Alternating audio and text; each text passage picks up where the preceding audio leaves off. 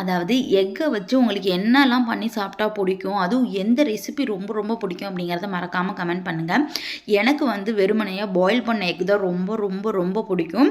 சரி ஓகே அப்படின்னு சொல்லிட்டு இந்த தடவை வந்து எக் பேஜோ செய்யலாம். ஏன்னா எனக்கு ரொம்ப நாள் எக் பேஜோ சாப்பிட்ணுன்ட்டு தோணிகிட்டே இருந்துச்சு. சரி ஓகே இன்றைக்கி செஞ்சிடலான்னு சொல்லி களத்தில் இறங்கிட்டேன். அதுக்கு வந்து ஆனியன், பூண்டு இது ரெண்டையும் வந்து உரிச்சிட்டு நல்லா ஸ்லைஸ் பண்ணிவிட்டு மெலிசா அதை வந்து பார்த்துட்டிங்கன்னா டீப் ஃப்ரை பண்ணி வச்சாச்சு. அப்புறம் எக்கை வந்து பார்த்துட்டிங்கன்னா பாயில் பண்ணி இந்த மாதிரி தோலெல்லாம் உரிச்சிட்டு அதை ரெண்டாக இந்த மாதிரி கட் பண்ணிவிட்டு ஃபஸ்ட்டு புளிச்சாறு கொஞ்சம் ஊற்றிட்டு இந்த ஃப்ரை பண்ணி வச்சுருக்க ஆனியன், பூண்டு இது ரெண்டையும் வந்து பார்த்துட்டிங்கன்னா வச்சுட்டு கொஞ்சோண்டு சால்ட் வாட்டர், கொஞ்சோண்டு லெமன் வாட்டர் ஊற்றிட்டு ஃபைனலாக கொத்தமல்லி வச்சு எடுத்தோம்னா இந்த எக் பேஜோ வந்து பார்த்துட்டிங்கன்னா தயார். நெக்ஸ்ட்டு டேஸ்டிங் டைம் தான். ஸோ இந்த எக்கை வந்து பார்த்திங்கன்னா ஃபுல்லாக நான் அப்படியே வாயில் போட்டேன். அது என்னால் மெல்லவும் முடியல, முழுங்கவும் முடியல, வெளில துப்பவும் முடியல.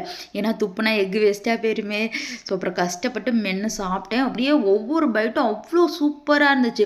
அந்த எக்கோட அப்படியே கிறிஸ்பியாக இருக்கக்கூடிய அந்த ஆனியன், கார்லிக், அதுக்கப்புறம் அந்த மல்லி இலை, அந்த லெமன் ஜூஸு, புளி ஜூஸு, அதுக்கப்புறம் இந்த சால்ட் எல்லாம் சேர்ந்து அப்படியே சாப்பிட்றதுக்கு செம்மையாக இருந்தது. வேணுமா நீங்களும் ட்ரை பண்ணி பாருங்கள்.